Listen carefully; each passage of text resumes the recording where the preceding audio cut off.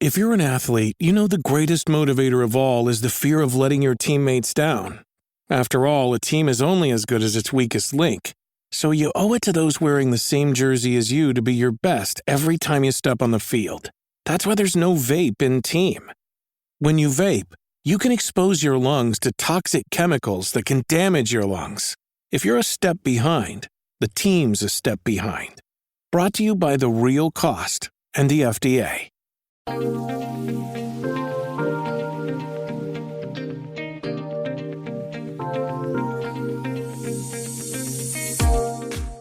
didn't really think I had a chance of shopping it around to anyone. I was in Israel. I didn't have the connections. I didn't know anyone. I didn't go to conventions. I needed to start with something. I needed to show people what I can do, and then kind of circle back and say we could keep doing this. So that was my plan, and it happened. It happened. It was much more complicated than I thought, but it was cool to realize that. A mysterious mist surrounds a film noir city with citizens possessed by legends that give them superpowers. I sit down with Amit Moshe, a man behind the City of Mist RPG. We discuss the origins of his game's unique setting and mechanics. We learn how it started as a homebrewed setting he played in another system, and then how it became its own. Stick around until the end. We discuss some of the design breakthroughs, what it means to start your own gaming company. This podcast is possible because of the generosity of our patrons. A special thanks go out to a few of our newest floorheads: Jonathan Kennedy, Freed, Farty McButterpants, Johan Hofflin, Michael Hengel, Ben Lawson, and John Sheffield. Because of you and the 100 other plus patrons, I'm able to bring this podcast on a weekly basis. Anyway, sit back, relax, and enjoy my time with Amit. Third Floor Wars delivers interviews, insights, and discussions about everything hitting the tabletop. Rulebooks, plastic models, dice, and cards in hand. Let the gaming begin. Tabletop games let you escape and unleash grand battles and regale epic tales of adventure with your friends. If you love gaming and learning from players, designers, experts, and creators, you are in the right place.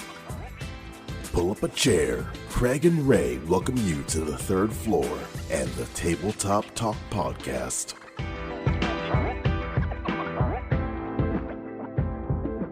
Howdy friends, Craig here. Today we're talking to Amit Moshe. He is the owner of the Son of Oaks Game Studio and the creator of the City of Mist RPG. Now, listeners have heard me talk about this RPG. I have been looking forward to having this conversation. I've got questions. So, Amit, welcome to the Third Floor. Thank you for having me. I'm very happy to be here. So before we dive into City of Mist, I've got you for the whole podcast. I do want to start off with how you fell into this. So there was a day, probably not yesterday, that you had no idea you could roll dice and create a character sheet and play a role-playing game. So I'd be curious, what was your first exposure to gaming? Yeah, I think maybe the fighting fantasy books started it, and then a little, like a year or two later, I think I was 8 or 7, and a year or two later, young. Dungeons and Dragons started, and I gotta say, I mean, and when now looking back, the fact that it was translated into Hebrew and available in Israel in the 80s, that's a big thing. So, or I want to say late 80s, early 90s. So that's cool. So yeah, that's the people who translated, whoever they are, wherever they are. That's how I got into role playing games. They're responsible. Yeah, everything I do is on them. So, or say in this podcast. So was it a buddy of yours that had it and said, hey, we got to try this out? Or how did that play out? No, that's a question no one has ever asked me. My mom got it for me. She knew I was kidding. Living in dreamland. And she said, gee, why'd you get these? Actually, I should remind it to her because she complained about it so many times since. So, yeah, she got it for me. So she knew that I would like it. She heard about it. And she actually showed me an article about Dungeons and Dragons as well. So now, my gosh, I haven't thought about it in so long. I'm going to go back. So we're going to pause this podcast, and Amit's going to go call his mom real quick. Totally. Mom, it's your fault. Now, and a lot of people don't, realize this is, people that are not 20 years old, when we first got role-playing games, we didn't have actual plays to look at and to learn about what this is. And, we had to do secret codes to each other so that we knew, everybody knew we were cool and we played role-playing games because we didn't, wear a t-shirt that said it. I'd be curious. I mean, at 8, 9 years old, how hard was it for you to grab Dungeons and Dragons and figure out what the hell it was asking you to do? Yeah, I thought that I forget the names of all the characters, but the kind of walkthrough of Dungeons and Dragons with the priestess, the healer, and then the whatever it is, the mage at the end. I thought that was a really good introduction. You could kind of get the gist of how you do this on your own, and then you'd meet with friends, and it was chaos. We didn't know what's going on. What does it mean? What is a dungeon master? And you figure it out eventually. You do your own thing. It didn't take long. I mean, I think by 11, I was running my own campaigns and stuff like that. Isn't that funny? So that's crazy. Yeah, I think kids get it really, really fast. It's funny you say that. I wish I remember the name. Say No to Evil, which is a one for kids, and my daughter's 7, and I bought it for her. Evil. Is that what you mean? No, thank you, Evie. That's it, exactly. I like it. I got that for her, and I spent all this time reading it, and I was, like, how am I going to explain this to her? How am I going to expose this to her? Your point is 100% right. Like 3 seconds in, my daughter's like, "Yeah, I got this, Dad. I understand. Let's just keep playing." Yeah, like relax, Dad. I got this. That's funny. Cool. We forget how to play, I think, as we get older sometimes. Yeah, absolutely. And the other thing is, I think onboarding in games is so important these days. Like, you really want to have a good experience with that. And Dungeons and Dragons had a great onboarding experience for the pen and paper, world. So, that was really cool. Yeah. Now, so that takes us up to about 11 years old. Now, as you become a teenager, for some of us, we put the games away and then we found them later. For others, it was, a passion all through high school, college, and into adulthood. So where did you fall? Yeah, definitely the second category. I started reading this publication in Israel and hearing about new games, and I really got into something super mechanical, Hero System. I don't know if you ever played that. And I loved it. And I got, when I traveled, and at some point I got, or my parents did, I got the book and I started reading it. I don't think I understood what's going on until I was 17 or something. But it took a degree to understand Hero System. Exactly. So, I had the basics. I had Energy Blast, but somewhere they lost me with elemental control and multi-power and all that different mechanical, mathematical stuff. But I loved it, and I played it, I think, until I was... actually, the first City of Mist campaign was in Hero System. So no I think kidding. Into my 20s, yeah. Oh, wow. That's fascinating. So, trying to think of the best way to put this. I wouldn't have guessed that you were a fan of Hero System. I wouldn't have guessed that the first City of Mist was Hero System. And we're gonna go to the next segment here in a moment to talk about the origins of City of Mist. So I'm headed in that direction. But I mean, was the crunchiness of Hero System something you loved or something you put up with? I think Hero System was it was a step in the way, because really when I was playing Dungeons and Dragons, I was trying to create these superhero characters with the spells, with like Flight, Ray of Death. Like I was trying to create Superman, Stone Skin, all these things, but I was just forcing it, So, right. So then comes Hero System and tells me you can create anything. And years later, somewhere in maybe my late 20s, I met some really amazing game masters, and one of them showed me many systems, and one of those systems was Apocalypse World. Another system was Blackbird, Lady Blackbird, which is tag based. And then I was like, whoa, wait! I can do this.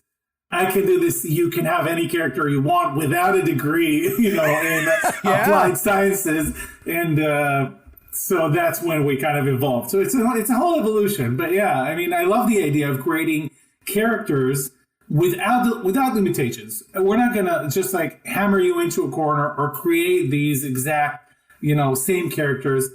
go crazy with your imagination, and that's Hero System and City of Mist. So that's the connecting. Yeah, that is the connecting connection. I agree 100%. So guys, the Insider Insight series allows me to talk to developers, designers, artists, writers, and industry insiders about their creative process and how they approach their work. Today, we're going to pick Amit's brain about his approach to creating City of Mist. Where did the first ideas appear from? We got a little taste of that already. What was his design process and approach? And we're also going to talk about the reality of being a creator and studio owner. We've got a lot to talk about. We're going to take a quick break. We'll be right back.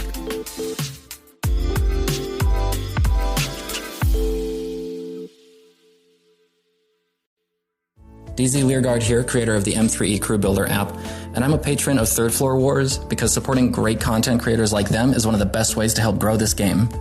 So to join me and the other floor heads, go to patreon.com and search for Third Floor Wars, and we will see you there.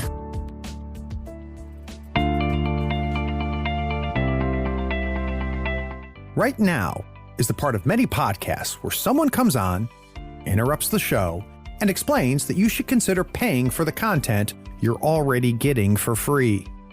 They'll go on and explain that by giving $1 or more a month, you not only support the show, but you allow the show to grow and improve. Here on the Third Floor, we commit to not interrupting your episode of Tabletop Talk with such a plea. We pledge not to run a spot asking you to go to patreon.com and give $1 or more a month. Even if there's a link in this show's description, and there is, we won't ask you to click it and become a patron.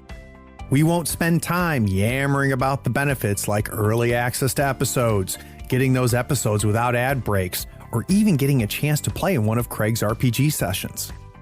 Anyway, enjoy this episode. We needed to clarify that we wouldn't do this type of solicitation.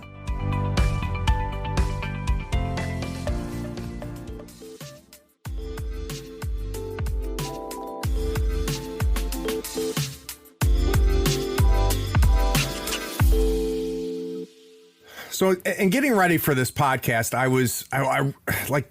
like I said at the very beginning, I've got questions. I'm completely fascinated by City of Mist. And to the point where, I think understanding how this was made is going to help me understand the game better. Like, I know I haven't played the game yet, but I have been poring over the books. I've been watching actual plays. So let's start at the origins. And we kind of touched on it a little bit before the break. So you're a fan of the Hero System. You're a Hero System ninja. And then you said, the first version of City of Mist was in Hero System. But I want to take a step back. Where is the initial seeds of, and obviously the setting predated the mechanics. So let's talk about the setting. Where's the seeds of this setting coming from? Good question. I was always into like mysticism, stuff like that. Not so much occult like Satanism, but even like the nice Satanism isn't so much my thing, but more like mystical stuff. And I've always been fascinated with it, and I've always been fascinated with superheroes. And I realized that there is like a subsection of the superhero world that actually now things like WandaVision are starting to explore, which is magic-based superheroes. And I wanted to create a campaign that was magic-based superheroes, and I did. And that was the first City of Mist, and that was a Hero System game. And there was one character there, which is a character in City of Mist now called Salamander, whose mystical source was that he has a mythos inside him. He has a legend inside him. Other ones had like magic powers, blah, blah, blah. So, and then when I started thinking about creating City of Mist as a game and a setting for everyone, at some point very early on, it kind of locked in that we need to do something different. This isn't just another superhero game. It's not even exactly a superhero game in many ways. Yeah. It's more like urban fantasy now.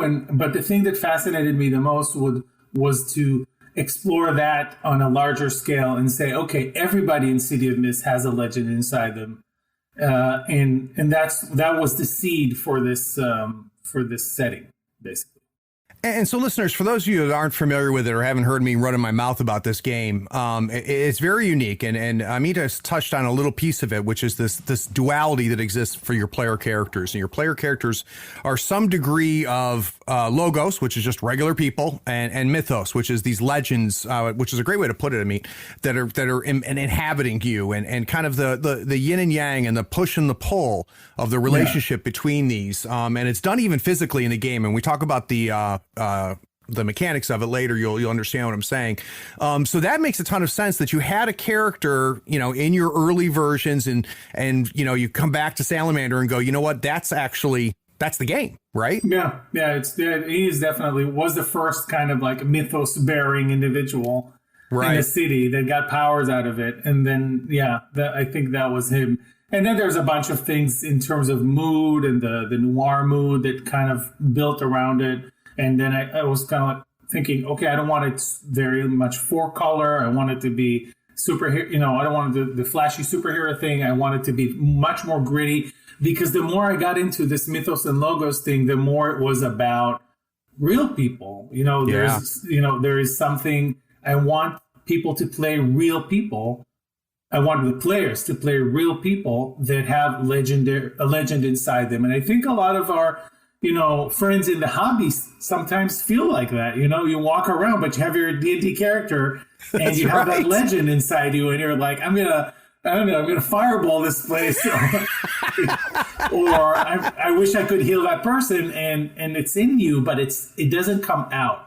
And that's kind of the mist, that barrier between the legendary that's everybody has inside them and the ordinary. And that's how the setting started kind of like forming around that dichotomy or that duality. And so that helps me understand, the players and the NPCs as a result, right? And you've got NPCs and that are any combination, just like the players, including completely logos, right? And I forgot the term. I mean, what is somebody who has no acknowledgement of the legend? They're sleepers. Sleepers. Thank you. Exactly. But there's other aspects that are interesting to me. So it sounds like, and correct me if I'm wrong, if I misunderstood, kind of the superhero mystical powers was kind of the beginning. When did the noir become a part of this? Was that you trying to find a setting for the logos part as well? Yeah, definitely. Yeah, I think the gray morality, the detective element of it. So the more the mist became a thing, that separation between logos and mythos became a thing in the setting. So in the setting, there is this force, this mystical, strange, unknown force that hides the legends. It's not like they go around acting like superheroes. It's actually a city where nobody knows anything about the legends, even though they're everywhere and they're pretty much running the city. So that started becoming like more of a metaphor for, these very insidious forces in our world that are running everything. Maybe, I don't want to get into conspiracy theories, but, sure.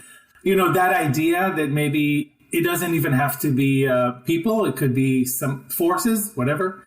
And, and I wanted to go into that and into people are kind of like, there's a mystery here. You have to investigate. You have to discover why, what initially looks like an ordinary crime turns out to have the kind of like the fingerprints of a mythical influence, and you dig deeper and deeper and deeper and deeper into it. So that was one thing, the investigation. That's a very noir thing. And then the grittiness of it. I just like, I didn't want to tell a flashy story. I wanted to tell a gritty story. So the mist is a force that's in the city that allows sleepers to remain sleepers, and even has and that's what our initial introduction to the mist is, and it's a physical thing. It sounds like a metaphorical thing, and it solves a very interesting problem, which is the ability for these legends, the legend part of people, to express themselves and come out, but still not ruin their cover, right? So they don't have to wear masks because the mist, in many different ways, prevents people from realizing that legends are there, but legends can identify each other. What I'd be curious about, though, is, it solves a problem. So did the mist as a concept come from you saying, look, I've got to figure out how to solve this idea, like secret identity type thing? Or did the mist exist and you say, you know what, and it also does this? Does that make sense? I wonder where the mist became the mist. Yeah. So in that original Hero System campaign, the mist was there. It was a part of one of the characters' source of power. He was a, you know, the it's a little bit of a spoiler, but not that much. There are the gatekeepers behind the mist, and they're like this whole different class of things. So his character was really the first gatekeeper because he came up with it, and we kind of fleshed it out. And it was all very mystical, but it wasn't actually hiding people's logos. Mythos and legends. So that came on a little later as a component that would keep it not a superhero story, because it doesn't just prevent people from seeing the legendary in action. It also keeps the city. There are a couple of setting elements that keep the city a noir city. Because if superpowers were blasting everywhere, and then there's the whole question, that newspaper title that says "Supers Among Us" kind of thing, that changes the setting completely. It kind of stops being a noir. And if you want to keep it about real people, real problems, you have to at least mask it as something ordinary. So that's when the mist became also a cover-up.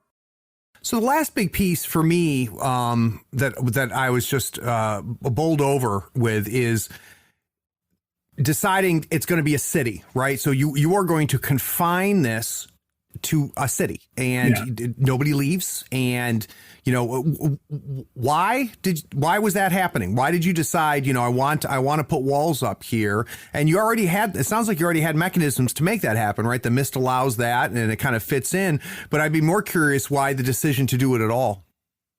Yeah. So like you said, in the setting, if you kind of try to drive out of the city, something's going to happen. You're not going to drive out of the city. And before that, even people in the city, including the player characters, are defined as kind of not really interested in what's going on outside of the city. There is a force that pulls their attention to the city. And I think there's a couple of reasons for this. First of all, I felt like if it starts going into like a superhero campaign, like, okay, we find that lost land, we go into other dimensions. There is a little bit of other dimension, but it's all within the connection to the city. If you start going on to like the national level, the global level, it's not a noir story anymore. You lost it again.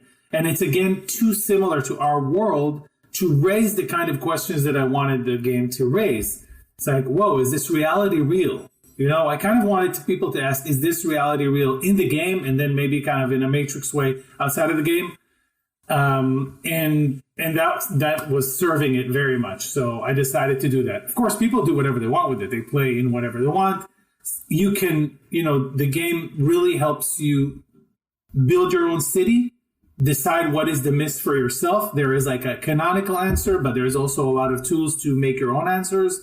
Decide whether the city actually exists in a real world and is separated from it, or it doesn't exist. It's a figment city. And yeah, I really like giving the tools to people to create their own thing. I just kind of wanted to put my thing out there, and then and it's neat as somebody, consuming it, Amit, because I went in there and I went searching for answers. I got a couple of the books and I was going through. I'm like, it's got to be in here somewhere. And then I quickly realized he's just hinting at things, and you're allowing us to make it ours. So you put some guardrails up because it helps. It sounds like reinforce a lot of the thematics that you wanted to have happen there. It allowed you to not only create the world and setting you wanted, but to maintain it, right? Because with this legendary stuff, it could get completely out of hand very, very quickly, which is interesting. So my next thought is then, when I got the game or came across the game initially, I was expecting, a supers game, and I got a sense of the mystical before I purchased it, right? Then I got the game and started realizing that this is way beyond the genre of superheroes. And what really kind of tipped that off to me was how open-ended the legendary piece is. And I'd be curious, when did that form? When did you decide, legendaries can be anything? It could be an object. It could be a fairy tale. It could be a superhero. And making it that open, when did that start to form, and where did it come from, that decision? That's a good question. I actually can't super pinpoint it. I think that there are two elements here. First of all, when you see people use the open-ended system to create different characters, and you see them using things that aren't just like classic fairy tales or myths, then you're kind of start thinking. So there's an element of playtesting in it. And the other side of it is also a little more theoretical. I thought about it and I said, well, wait, anything is a story. A superhero is a story. The idea of evolution, one of the characters is built around the idea of evolution. That, obviously we have certain, factual information to support it, but it's still a story that we tell each other. So I didn't... the more we continued to build City of Mist, the more I wanted to focus on legends, because I also saw it as a platform to share many different cultures and legends with people. But I always left that door open, and I see that players use it way more than we do. So they do anything under the sun, and they're having fun with it. And so I wouldn't find it very interesting, but a lot of people take existing fictional characters from other games they like and use it as their mythos, which is really cool. It's really, really neat. So I had John Harper on the show, and one of the things, speaking of Lady Blackbird. So speaking about inspiration. Yeah. Great. And John had a really interesting phrasing, which is, the way, and I'm going to misquote him here, so I apologize, John, if you're listening. He said, creating role playing is I'm building an instrument to give to somebody else to play. And he says, I love hearing people play the instruments I create. And boy, oh boy, you have created, something very, very unique. You've created something that begs for creativity from the player side and from the GM side. So I've got to know, now that your game is out there in the world, it is no longer under your control, right? Now other people are making it theirs, which is what we do with role playing. What have you seen out there that kind of has blown your mind a little bit? Have you seen people take your game to a place or explore things in your game that you're like, you know what? I never thought about that. And that's amazing. Yeah, absolutely. I mean, I always give the same example because it was the best example. It was actually in one of my games when I gave the players complete authority at the beginning of the game to create the city and the game, what the game is going to be about. And they're like, we want to make it about a Jewish community center support group. And I was like, really? That's what you want to have our game about? And they said, yes, that's what I want to do it. And they didn't all take like Jewish legend and mythology characters, but some of them did, and philosophers. And oh my gosh, it was the craziest game I've ever played. It ended. No kidding. It is actually the basis for one of the sub-story arcs in Knights of Paintown. Like the villain, everything. It was just, they took it to a totally different level. It was very psychological. So we have a book coming out now. It's out in PDF, coming out in print, called Knights of Paintown, and it has 3 sub-story arcs. It's a whole big story arc. And one of them is called the personal story arc. It's very psychological. The threats there are very, that kind of color. And that all came from that. They decided that they wanted to do it. Isn't that something? Yeah. And it was, one of them was a psychologist who was leading it, and others were different disturbed people. It's amazing. So maybe I shouldn't say that word, but anyway, it was. No, I know what you're saying though. Yeah. And it's proof that, it's amazing what someone can do when you give them, just enough to kind of kickstart it and go. And again, that's part of what we love the most about the hobby. So there's a lot of things that I think that make your game very unique, make it really stand out in the very crowded landscape that we have now with role playing. But one of them is stylistically. So I'd be curious to know when you started to adopt the look and the feel of the game itself, because it is striking. The art is striking. How you lay out the book is very striking. And so I'd be real curious to know, like, when did that manifest itself? Right. So this basically happened through the union between, between my kind of ideas for the world and an artist that I knew before I started working this, and actually kind of recruited around the time that I started working on City of Mysteriously, who is Marcin Sobon, our master artist that created pretty much 90% of everything we see in City of Mist. And when we started creating this, it was obvious to me that I wanted noir. It was obvious to me that I wanted superhero. I was very much inspired by The Wolf Among Us, which is a Fables game. Interesting. I haven't played that. Yeah, it's a great game, very investigative. And it's also about, Fables is about legends in the real world, but reversed. They still perceive themselves as legends rather than, everyday individuals. And the other thing was like, we tried, obviously we created a artboard and all these things. And one of the influences was actually the Green Hornet comic books. That makes sense. So that was, especially the lighting, and not so much like the gizmos, but the lighting, everything was to do, with the kind of a neo-noir light and shadow play. So that was a big deal. That sounds like a great partnership because, I mean, it the art style bridges the superhero and the noir. It's both at the same time. And I think it helped me as a consumer to really understand where this was headed. And on top of that, even if I've never played your game, it's just gorgeous. It's an absolutely gorgeous game. So I had to know, how that came together. So now that the game is created, obviously you're still putting stuff out for it. It's still evolving over time and things like that. How old is the game now for you, which is different than when it was released? So when we think about, when it became final, how long has the game been the game? That's a very savvy question. Yeah, so it's you've been talking to developers, I can tell.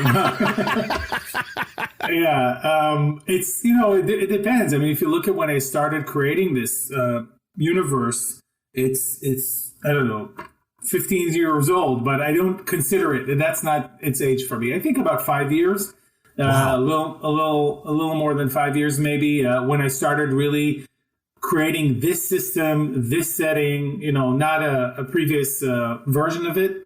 Right. Yeah. So it's been around a while. I mean, it's been published for already 4 years. So right. At the end of the year, it'll be 4 years. So that helps me then with my next question is as I've been talking to developers and designers, I've heard a commonality, which I find very interesting, which it sounds like it's common for there to have been one big change at what ended up being the end, right? So the game was in development, it went through iterations, and then there was a relatively major change made that suddenly everything clicked. Everything fell together, and you were like, yeah, it's ready. Now it's ready. And I would be curious if that happened to you. Was there something that you struggled with, and then you finally figured out and solved, and then went, yeah, I think it's ready now? For me, I think it was a little different. I think there was a big moment relatively in the beginning, or in the beginning or middle. And then there was a lot of more of like, I don't know what to call it, but just like more mechanical work. And like coming up. So I'll just give you an example. The core of City of Mist, the core of the mechanics for City of Mist is the tags system, the merging between tags, which is more like Lady Blackbird, and the Apocalypse World mechanics. So the fact that I realized that, wait, tags could be anything. I could allow people to create whatever character they dream up from any story, the fact that moment when I said, okay, but how do I make it interesting mechanically? And that marrying these two things, which it's out of my hands at this point. A lot of people have compared it to Fate, to a lot of these things.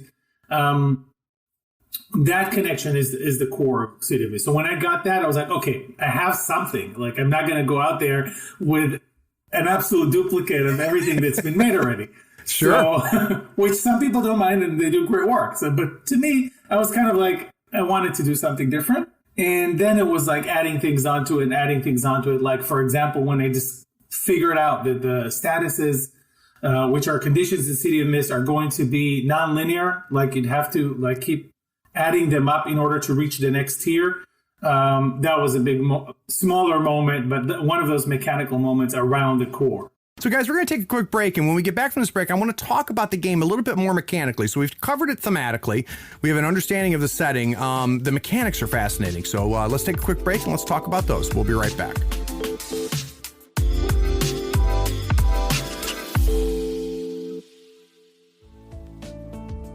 friends, Craig here. You deserve a new playmat.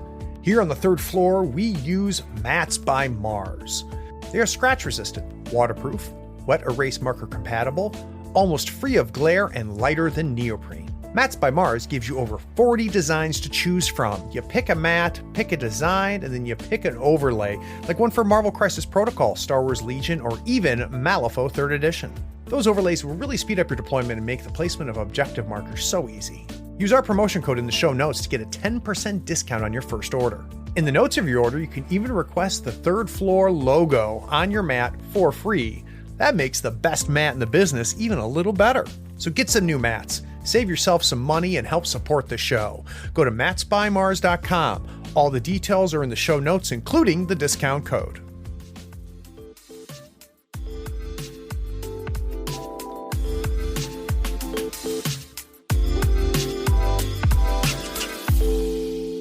You were not my first role-playing game, but it's been a while for me since I've opened up something and I didn't immediately trace the lineage, right? So I come across, John Harper's Blades in the Dark, and it's, I could tell where it was born from, right? And it, and same thing.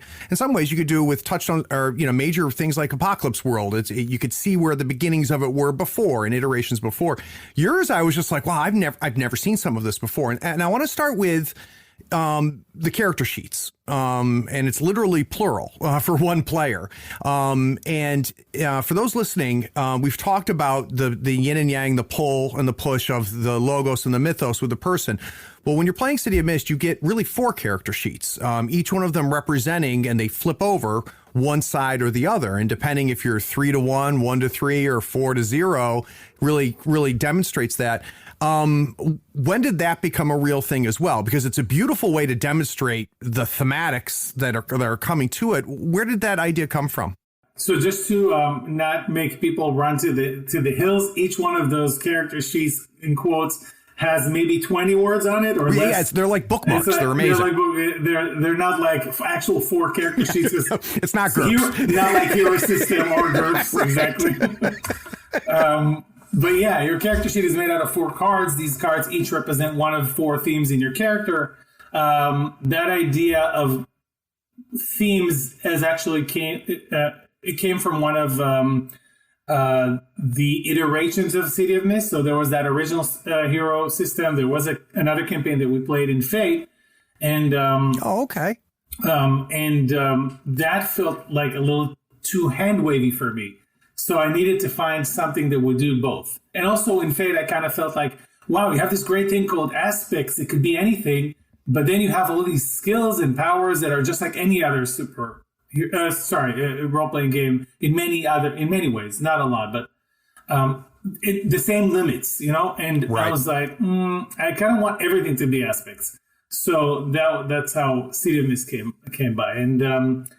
And yeah, that aspect of 4 themes came from there when I was like, okay, 4 is a pretty good number to represent what we want to highlight. It doesn't mean that it's all in your life, in your character's life. It doesn't mean that's all the powers she has, but these are the things that we're going to see the most in the game and focus on. And the most important thing was what you said, that the ability to change the balance closer and further from your mythos or logos. And yeah, and just like, and then it's the ability to actually lose a card and get another card from the other side. That was a whole separate development of like character development, saying that I want people to be Spider-Man in this game. I want people to, lose MJ and then, become more superpowered or have problems at home and then lose their powers for a while. And I want that thing to happen to a character during the course. And it doesn't happen with role-playing games because it's so much, you only grow, you only gain XP, there are no ups and downs. It's very linear. So, yeah, so when you look at this thing, it actually has multiple pieces inside it. So now that you're 5 years into this, as far as it's kind of being what it is now, if you look back on it, are there influences or key moments that you can think of that you may not have been aware of 5 years ago or 4 years ago or 6 years ago. But now that, you have the chance of hindsight, you can go back and see, from beginning to end. I'd be curious to know if there's particular moments that you think were significant. We've talked about some of them, but I'm talking specifically mechanically. So maybe the tag system was one of the keys in incorporating it in it. Was there other times where you just said, wait a minute, this is a big deal, and it changed everything? Was it really around just the tags?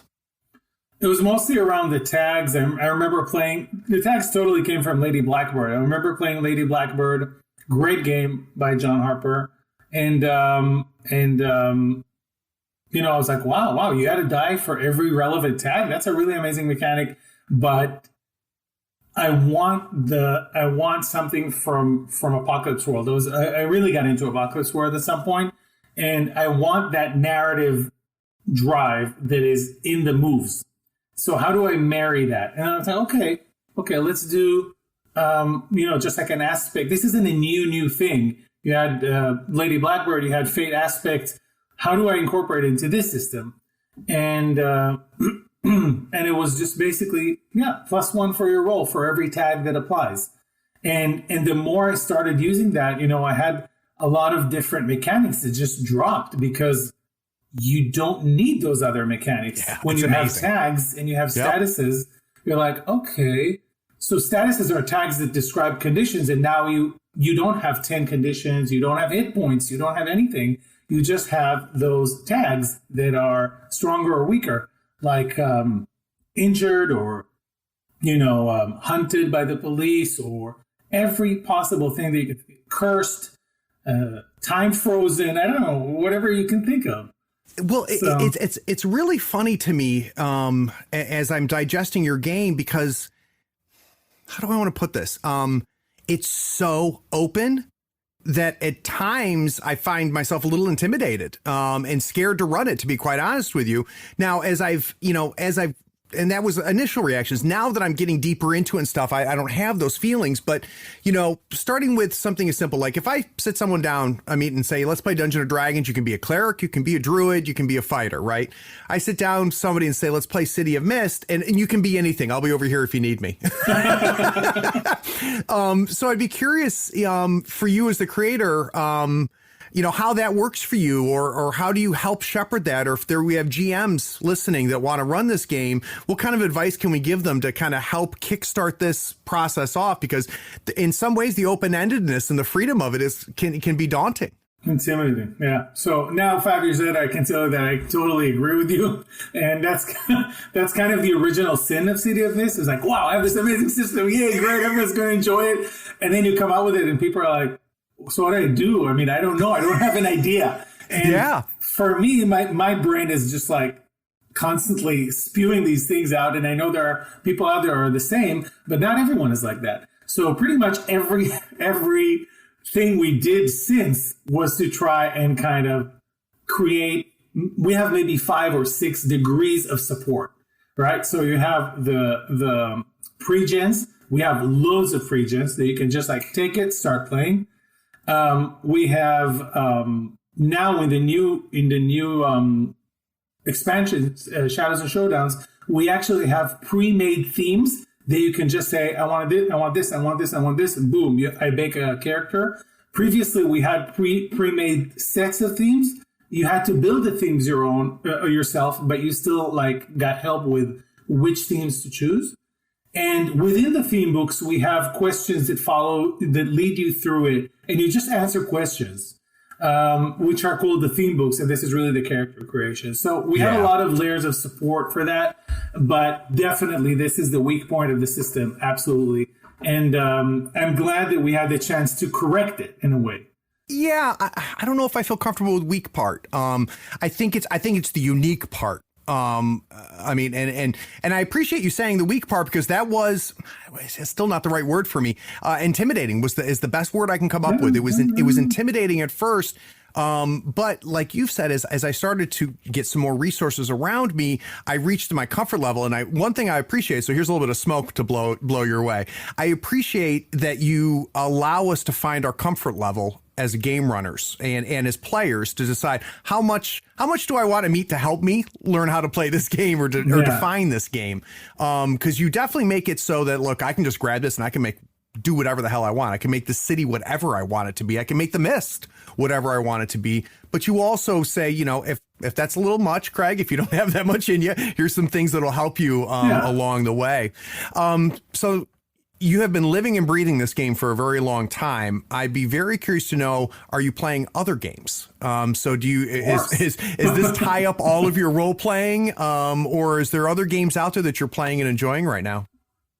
Well, right now I'm not, because I'm kind of getting into the next game. So most of my time is going into that. But in the past years, definitely. I mean, probably what I've played the most is, and I always say that, Star Wars by FFG. I love this game. I love Genesis. I think it's a very light and narrative version of the more like gamified games. Yeah. There are a lot of things that are very inspiring in it. I love Star Wars. I didn't so much have fun with Genesis in other settings so much. My experience was 100% the same. I mean, so I had left role playing for like 20 years. And when the pandemic hit, I was like, you know what? I'm going to go back to my first love, which was role playing. I'm going to start playing this. And the first game I got was Star Wars Genesis, was the Star Wars FFG thing. And now I want you to imagine, I left GURPS, Hero System, and Champions. I come back. Yeah, I come back and I'm like, what the hell happened to role-playing games? And then I get City of Mist. I'm like, what's going on right now? And then I get Apocalypse World, it's just like blew my mind. Yeah. But I found the same thing. So I had Jay Little on the show, and it was fascinating to learn where the narrative dice came from, because I think they're, to your point, they're beautiful. They're really, really interesting things. But I tried Genesis, and I can read Genesis, and I understand Genesis and love it. And I've tried it, and I just want to play Star Wars. That's the only thing I want to play the game. I don't know why. I know there are things in the design of Genesis that I can point at, but those trees in the Star Wars, that's awesome. And, it's really so customizable and yet so simple. When I have like a free couple of hours, I just show up on Roll20 with one of those drop-in games. I'm going to run new people who've never played the system come. I teach them and we play within a couple of hours. That's amazing to me. That's a really good system. So, no, I completely agree.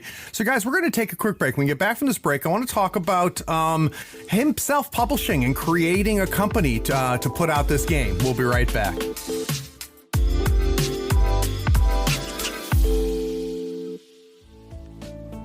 There are so many online retailers.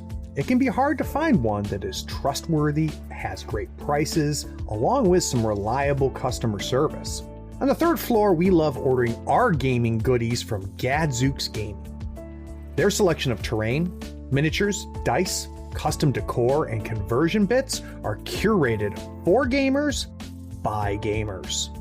You'll find they have what you need and what you didn't know you needed to take your gaming fun to the next level. If you mention Third Floor Wars in the cart notes of your order, you'll also get a free gift. And you'll help support the podcast. Check out gadzooksgaming.com and mention Third Floor Wars on checkout to get that free gift.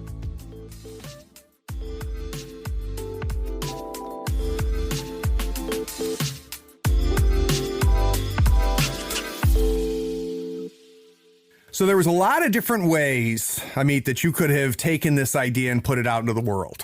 You could have gone to Green Ronin. You could have, there's, Atlas Games. There's a lot of ways to do it. Did you know from the beginning that you were going to do this by yourself, which, by the way, is probably a terrible idea, even though it's gone well for you? It's pretty horrible, yeah. But when did you make that choice, or were you forced to? Yeah, definitely not forced to. I think that when you go into a Kickstarter and it does what it does, and it succeeds, and then something, you kind of have to answer that in a way. Like you said, it was a very, very mixed journey, because there were, it's the more Son of Oak became a company, the harder it became, because I was a game creator and a manager at the same time. There were countless problems. I mean, it's very, very difficult, I have to say. We're, in a way, only coming out of that now because we are this problem of being a CEO and or whatever, a manager and a game designer at the same time really dragged us into an immense crawl with those expansions that are coming out now, Yeah. It's almost 3 years since we kickstarted them. I mean, that's kidding. Crazy. That's a very long time. I never planned it to be this way. I did everything in my capacity as someone who's, certainly has no business degree, to make it happen. And I'm very proud of where we are now, considering. But it's, you go into it as a game designer and you don't really, I have to say, admittedly, I did not know what I'm getting into. And I had to learn as I went along. Well, and I would imagine it's got to be difficult because you've created your own funnel, right? You've created your own dam that's holding the river from flowing, just by the fact that you're in both roles, as the creator and as the owner. But let's go back in time then, before the first Kickstarter. When did you decide Kickstarter? Because you could have shopped this around, and it sounds like you may not have. Did you always know you're going to go with Kickstarter to get this out there? I think so, yeah. I mean, I started seeing Kickstarter being more and more, successful, and now it's not even what it was 5 years ago. I think that was, I didn't really think I had a chance, honestly. I mean, maybe it was a little naive, but I didn't really think I had a chance of shopping it around to anyone. I was in Israel. I didn't have the connections. I didn't know anyone. I didn't go to conventions. I needed to start with something. I needed to show people what I can do, and then kind of circle back and say, we could keep doing this. So that was my plan. And it happened. It happened. It was much more complicated than I thought, but it was cool to realize that. And now, I've talked to several people that have done Kickstarters, and there's especially the first ones. There's varying degrees of horror stories and successes. Where do you find yourself on that spectrum now that you look back on it? Do you think that you got lucky with the first Kickstarter, or you were smart enough to do well with the first Kickstarter? And is there mistakes that you've made that you've learned from? Yeah, there are definitely mistakes that have been made. I think what happened with the first Kickstarter is it's very interesting. It kind of created a situation where we obviously overpromised things. I mean, it took us years to finish, the core book. And, well, the core book went faster, but, the whole business side of it that you actually have to develop after a Kickstarter, I didn't even think about it. Honestly, I just didn't think about it. And then I realized that I have to create a whole business side by side with developing this badass game. I was like, okay, that's interesting. So I think what the Kickstarter did was, in a way, shackle me to this. It's kind of a harsh word, but if you think about it, it's got to feel that way sometimes. It feels that way, but it was actually beneficial because there is no way that I would do and create and work as hard as I worked if it wasn't for, okay, these people are waiting for this and I have to create it. And just to be very honest, some people have amazing work ethics. I have my work ethic thanks to City of Mist. This is like, and I work around you. It did absolutely. And I work around the clock. Like I did. So, and it's that also has to kind of end at some point. So now I'm looking into, partnering and doing different things that would kind of, create more of a room for me as a game creator, and maybe, but now we've reached a certain place. I can do it. But during those years, no way. I mean, you just had to do everything. You had to sell, you had to market, you had to print, you had to art direct and everything. Yeah. Fire, all these things. It's stunning. Here's some more smoke for you. It's stunning how beautiful and elegant the game is, considering all of that, and considering how challenging all of that would be. It doesn't look like Fisher Price, My First Role-Playing Game. It looks like a very developed and professional product. So, hats off on that, because that could not have been easy to do. Thank you very much. Yeah, as you're going through it. And I think a lot of people, and I'm learning this because I've never done a Kickstarter. I've spent more money than I want to admit on Kickstarter, but I've never created one, nor do I think I ever want to. But one thing that I think a lot of people don't realize, and you've kind of touched on it a little bit, is part of the beauty and bane of Kickstarter. The beauty being it allows you to be funded up front, allows you to, to essentially pre-order in a lot of ways, but then that's it. There's no more money. And now you have got to deliver, and now you've got that pressure and that big lump of some money that's dropped into your lap at the very beginning isn't going to get bigger. It only keeps getting smaller and smaller. No. And I literally can't imagine how stressful that must have been. Extremely. And then you've got the people commenting and stuff. I mean, I have to say that I really appreciate the patience, the immense patience that our community has shown to us. I thank the backers every day in my heart, because they could have really, I know that some people have kind of said I'm not, I'm not in here anymore. And I understand that. I think they are actually few. And the people, because we see it from Kickstarter to Kickstarter, and the people who, stayed throughout this period have been amazing. I think that, like what you said, one thing that me and my team have never compromised on was the quality and the thank you. And that's why it took so long, because at some points, like you say, you're out of money. You have to figure out what you're doing next. You have to stop developing and do sales because it's not gonna, it's just, you can't. So, yeah. So I really appreciate the people who stood behind us. It's amazing. Not just the backers, also people who pre-ordered from our site. That's pretty much equivalent. So, we've had a lot of help. It's not just me. It's not just me and the team. There's a lot of people behind the City of Mist. So now that the game is out there, people can purchase it off the website, and things like that. I'd be curious to know, has there anything that's really surprised you as far as reviews and feedback, either positive or negative, stuff that people have said that you didn't anticipate, either positive or negative?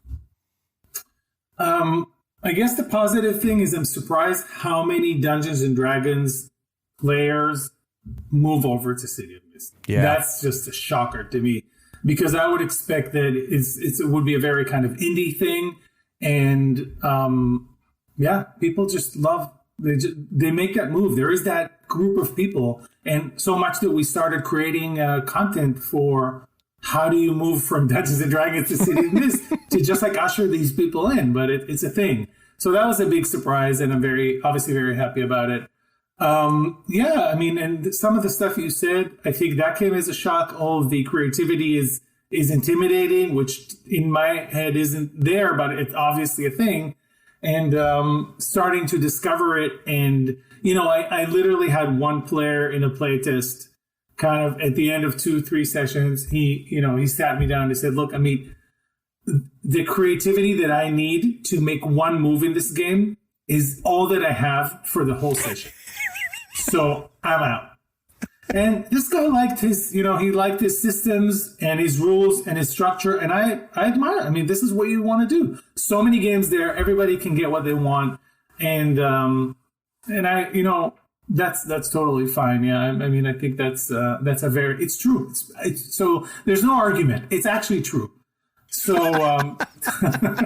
you're not going to claim this is the only game you ever need to play and it's perfect for everybody.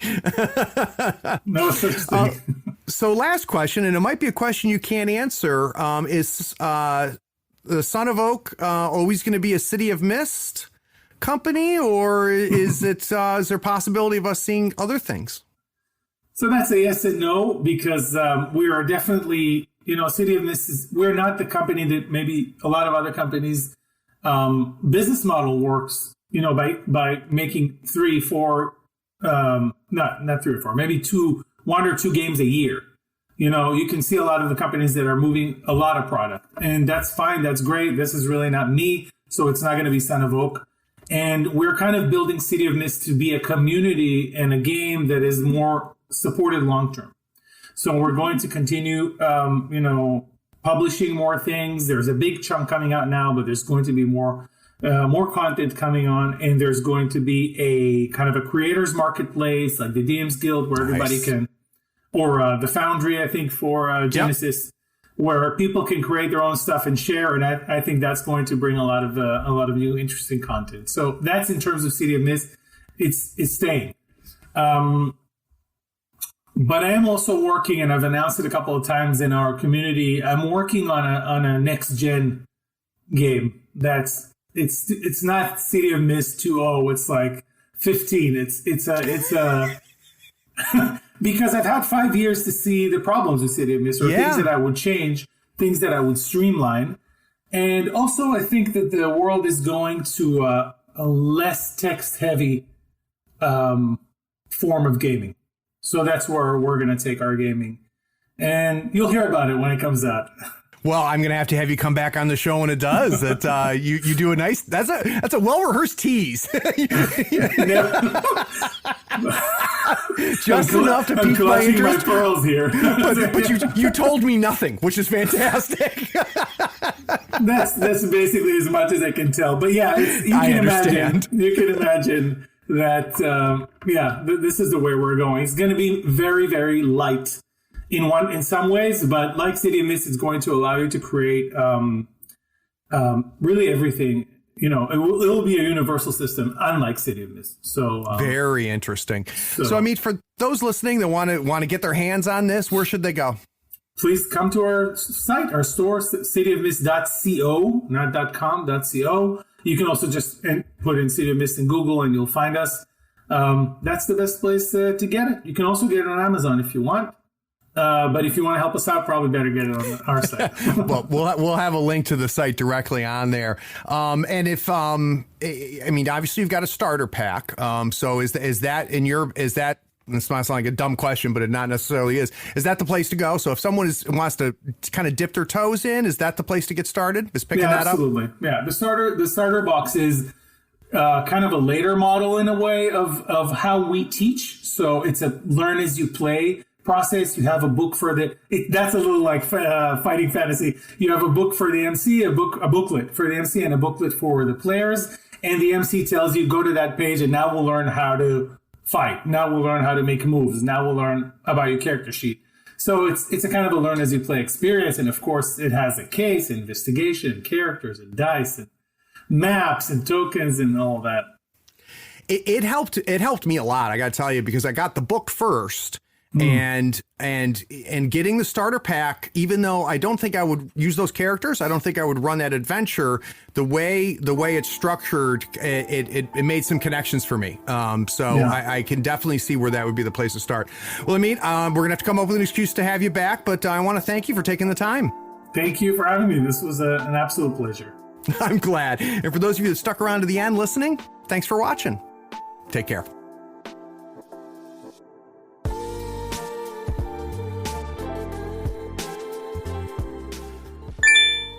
Hey, did you hear that? You leveled up. You finished another episode of Tabletop Talk from Third Floor Wars. If you want more from the Third Floor, follow us on Facebook and Twitter. Head on over to our YouTube channel. It is packed with painting tutorials, gaming tips, battle reports, and role-playing actual plays. Did you enjoy this episode? Why don't you send a link to one of your friends so they can enjoy it too? Last but not least, write us a review on your podcatcher of choice. This helps us find listeners almost as cool as you.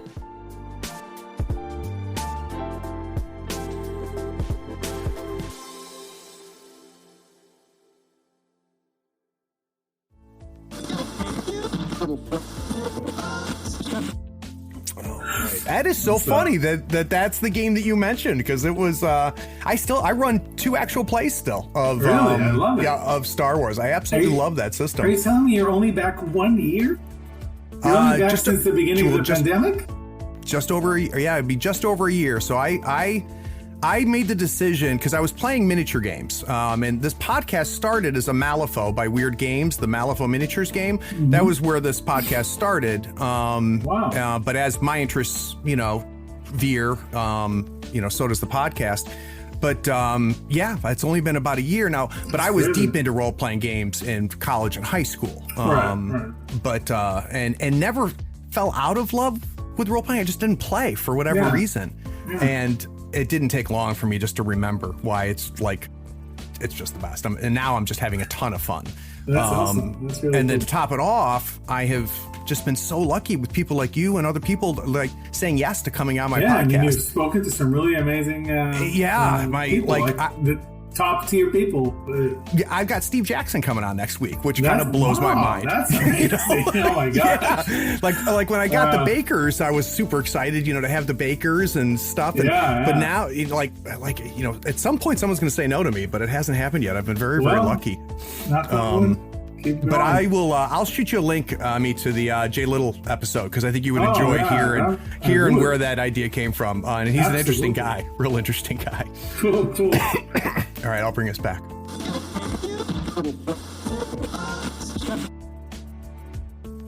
That was fantastic, sir. Well, yeah, I'm having a lot of fun. Good. I'm totally going to call him after this. I think that's hilarious. Isn't it funny? Oh my gosh, I should totally, You're not going to believe this, Mom. I was on a stupid podcast. I got so much flack over the years. It's all her fault. Next, for every time she told you to go get a job, now you can say, "Hey, this is all on you, Mom." Yeah, and now that we're here, it's also that's a good hilarious. thing, so she can relax. That's funny. All right, I'll bring us back.